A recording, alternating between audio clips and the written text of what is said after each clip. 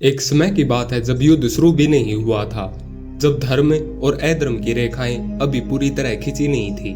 लेकिन एक योद्धा था जो पहले ही अपने जीवन के सबसे कठिन युद्ध में उतर चुका था। वो योद्धा था कर्ण।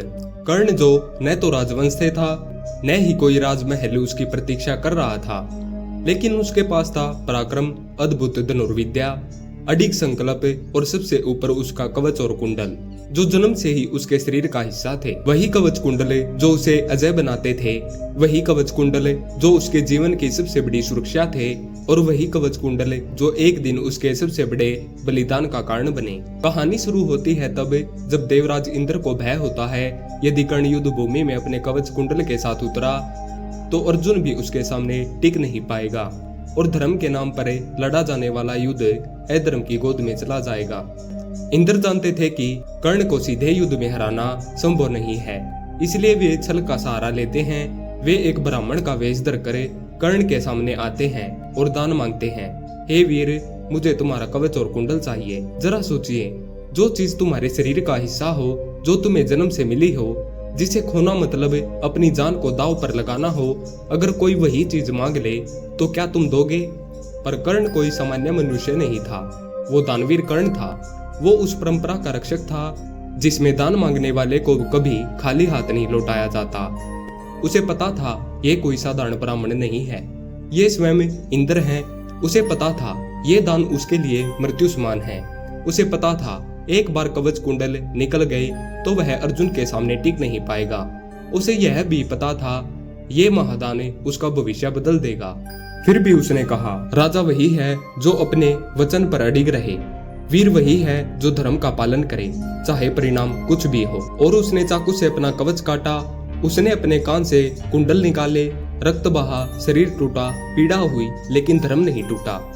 क्या यह बलिदान था? नहीं, यह आत्म बलिदान था। अपने स्वार्थ, अपने प्राण, अपने भविष्य तक का त्याग, सिर्फ एक वचन के लिए, सिर्फ उस मर्यादा के लिए जिस पर वह जीता था। कर्ण ने यह नहीं सोचा कि युद्ध में क्या होगा, उसने ये नहीं सोचा कि कौन जीतेगा। उसने सिर्फ एक बात सोची, मेरा कर्म क्या है। और यही बात हमें सिखाती है कि जीवन में हर व्यक्ति के पास कोई न कोई कवच कुंडल होता है। कभी अहंकार, कभी स्वार्थ, कभी डर, कभी अतीत की चोटें, कभी असुरक्षा की भावना। हम उन चीजों को इतनी मजबूती से पकड़े रहते हैं जैसे वो हमारे शरीर का हिस्सा हों। लेकिन सच्चे बलिदान का मतलब होता है उन चीजों को छोड़ना जो हमें पीछे खींचती हैं। सच्ची वीरता वो नहीं जो तलवार से लड़ी जाए, बल्कि वो होती है जो अंदर के डर से लड़ी जाए। कर्ण ने अपने डर को हराया। कर्ण ने अपने आत्मसम्मान से समझौता नहीं किया। उसने वो किया जो कोई योद्धा करने की हिम्मत नहीं करता। अपनी सुरक्षा खुद अपने हाथों से उतार दी।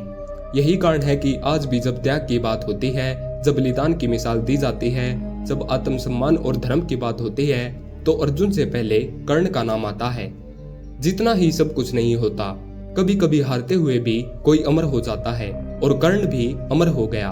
वो हमें सिखा गया कि सच्चा योद्धा वो है जो लड़ाई जीतने से पहले खुद को जीत ले। उसने साबित कर दिया, धर्म का त्याग कठिन जरूर होता है, लेकिन वही अमरता की ओर ले जाता है। तो जब भी तुम्हें लगे कि जीवन में सब कुछ हार रहा है, जब लगे कि दुनिया छल से जीत रही है, तो त्याग करना, वो बलिदान जो शक्ति को नहीं चरित्र को महान बनाता है। कर्ण की ये कहानी इतिहास नहीं है, यह एक प्रेरणा है, एक मार्गदर्शन है जो कहती है कभी मत डरो अपना सर्वस्व देने से, क्योंकि कभी कभी सबसे बड़ा बलिदान तुम्हें सबसे ऊंचे स्थान पर पहुंचा देता है। धन्यवाद।